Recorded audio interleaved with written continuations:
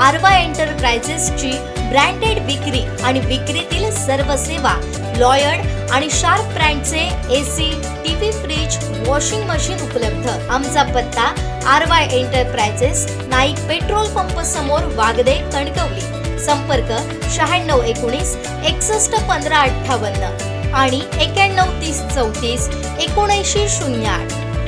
भर दुपार, निरभ्र आकाश आणि अचानक आकाशातून कोसळतो 5 किलोचा बर्फाचा महाकाय गोळा. ही एखाद्या चित्रपटातील घटना नाही, तर सिंधुदुर्ग जिल्ह्यातील मालवण तालुक्यातील देवली गावात घडलेली थरारक आणि रहस्यमय घटना आहे. 10 एप्रिल 2026 ला विजय देऊळकर यांच्या स्वयंपाकघरावर हा प्रचंड बर्फाचा गोळा पडला. पण प्रश्न असा, हा साधा गारा होता की काहीतरी वेगळंच?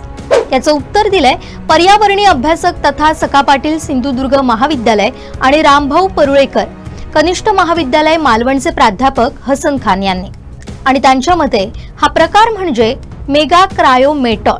अनेक वर्षांनंतर भारतात ही दुर्मिळ स्थिती निर्माण झाल्याचा उल्लेख त्यांनी केला. आता मेगा क्रायोमेटॉर म्हणजे काय? सोप्या भाषेत सांगायचं झालं तर वादळ, ढग किंवा पाऊस नसताना आकाशातून पडणारा बर्फाचा मोठा तुकडा. देवलीत घडलेली ही घटना काहीतरी अशीच आहे. खाली प्रचंड उष्णता, वर कडाक्याची थंडी आणि मध्ये निर्माण होणारे हवेचे प्रवाह, या सगळ्याचा एकत्रित परिणाम म्हणजे हा महाकाय बर्फाचा गोळा. विशेष म्हणजे या घटनेमागे एक मोठं कारण आहे, जेट स्ट्रीमचा खेळ. सध्या भारतावर 2 वेगवेगळे जेट प्रवाह एकाच वेळी सक्रिय झालेत. एक म्हणजे उपोष्णकटिबंधीय पश्चिमेकडील जेट प्रवाह आणि दुसरा पूर्वीय जेट प्रवाह. ही स्थिती अत्यंत दुर्मिळ मानली जाते. देवली गावामध्ये जो 5 किलोचा बर्फाचा गोळा जो पडलेला आहे त्याला मेगा क्रायोमेटॉर असं म्हणतात. ढगाळलेली परिस्थिती किंवा कोणत्याही प्रकारची वादळी परिस्थिती नसताना अतिशय निरभ्र आकाशामध्ये जेव्हा बर्फाचा असा एक मोठा गोळा जेव्हा पडतो तेव्हा त्याला मेगा क्रायोमेटॉर असं म्हणतात. आत्ताच्या घटीला आपल्या संपूर्ण भारतामध्ये एक अतिशय दुर्मिळ आणि खूप वर्षाच्या नंतरची एक गुंतागुंतीची प्रक्रिया जी आहे ती वातावरणीय किंवा हवामानीय स्थिती दिसून येते आहे. उपोष्णकटिबंधीय जेट स्ट्रीम, त्याला आपण पश्चिमीय जेट स्ट्रीम म्हणतो, आणि त्याचबरोबर पूर्वीय जेट स्ट्रीम हे एकाच वेळी सक्रिय झालेले आहेत. आणि यांच्या दोघांच्याही संमिलनामधून संपूर्ण भारतामध्ये जी आताची स्थिती म्हणजे काही ठिकाणी गारपीट पडत आहे, काही ठिकाणी हिमवृष्टी होते किंवा काही ठिकाणी जो पाऊस वगैरे पडतो आहे तो यांच्याच दोघांचा एकत्रित परिणाम जो आहे किंवा यांच्या दोघांच्या सक्रियतेचा परिणाम जो आहे तो आपल्याला दिसून येतो आहे. त्यातही हा उपोष्ण कटिबंधीय पश्चिमीय जेट स्ट्रीम जो भूमध्य समुद्राकडनं येतो आणि जो अतिशय थंड स्वरूपाचा आहे तो हिवाळ्यामध्ये जास्त करून सक्रिय असतो आणि जो हिमालयाच्या दक्षिणेकडच्या भागामध्ये किंवा भारताच्या उत्तरेकडच्या भागामध्ये स्थिर असतो. पण आत्ताची त्याची विचलनता आणि तो जे काही स्थिती बदलते आहे त्याच्यामुळे तो पूर्णपणे महाराष्ट्राच्या पश्चिम किनारपट्टीपर्यंत खालीपर्यंत आलेला आपल्याला दिसून येतो आहे.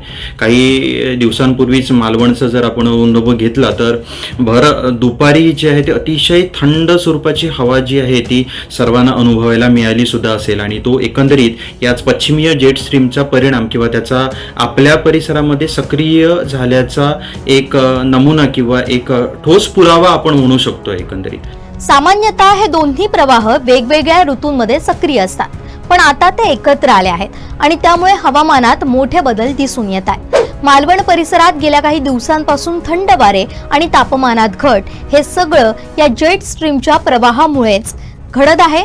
जेव्हा आर्द्र हवा वेगानं वर जाते आणि या थंड जेट स्ट्रीमच्या संपर्कात येते तेव्हा ती अचानक गोठते आणि लहान लहान बर्फाचे कण एकत्र येऊन तयार होतो हा महाकाय मेगा क्रायोमेटॉर.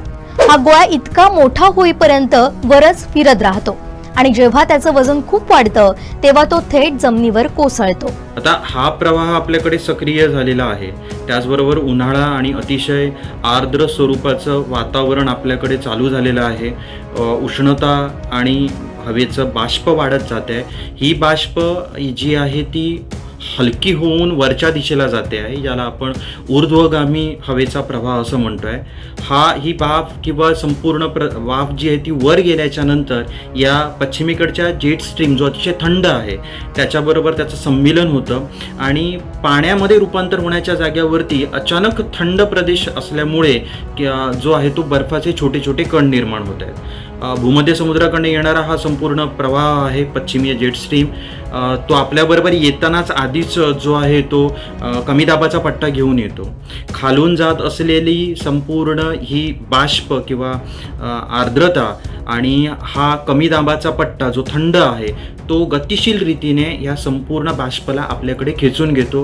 बाष्प खेचतो, छोटे छोटे जे बर्फाचे तुकडे जे झालेले आहेत त्यांना सर्वांना एकत्र करतो आणि असा करून हा एक मोठा गोळा तोपर्यंत हवेमध्ये तरंगत असतो जोपर्यंत या पश्चिमी जेट स्ट्रीमला तो तरंगता येऊ शकतो किंवा हवेमध्ये तरंगण्याची त्याची ताकद आहे.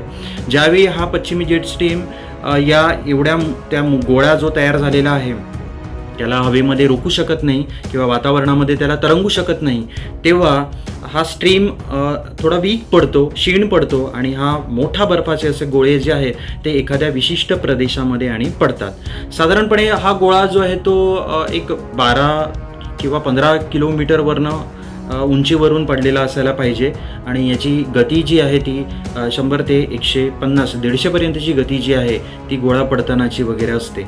पण ही घटना फक्त एक नैसर्गिक अपघात नाही, बदलत्या हवामानाचा इशारा असल्याचंही त्यांनी म्हटलंय. पृथ्वीचं तापमान वाढत असल्यामुळे जेट स्ट्रीम कमजोर होतो आणि त्यामुळे ब्लॉकिंग पॅटर्न तयार होतो. जिथं हवामान एका जागी अडकून राहतं याचाच परिणाम म्हणजे चक्रीवादळे, अतिवृष्टी, दुष्काळ आणि आता मेगा क्रायोमेटॉर सारख्या दुर्मिळ घटना. विशेष म्हणजे याचा परिणाम मान्सूनवर देखील होण्याची शक्यता आहे. याच्या बाबतीत म्हणजे हे सगळं का घडतंय आपल्याला माहीतच आहे की वातावरणीय परिस्थिती फार बदलते आहे.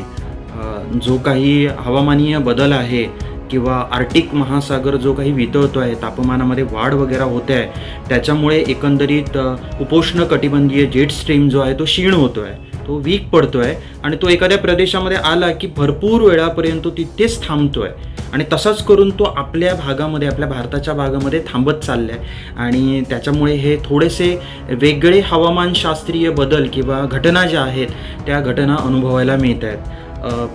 एकंदरीत ह्या सगळ्या गोष्टींना आपल्याला सर्वांना समजून घ्यावं लागेल की जे काही आपण करतो आहे त्याचेच हे सगळे घटना ज्या आहेत त्या ज्या आपल्या समोर येत आहेत. आपल्याला अजूनही जागरूक व्हावं लागेल. विकासाची जी परिसीमा किंवा विकासाची संकल्पना जी आहे त्या विकासाच्या संकल्पनेमध्ये पर्यावरणाला मूळ आणि केंद्रबिंदू मानून विकास करणं हे अतिशय गरजेचं आहे. अन्यथा ह्या सगळ्या घटना हा थोडासा आपण म्हणूया की हा अलर्ट आहे.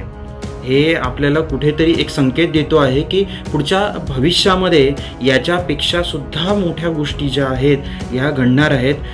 उपोष्णकटिबंधीय जेट स्ट्रीम, पश्चिमीय जेट स्ट्रीम हा जर असाच सक्रिय जर राहिला तर पुढे भविष्यामध्ये मान्सून जो आहे तो थोडासा लांबणीवर जाईल, थोडा उशिरा होईल.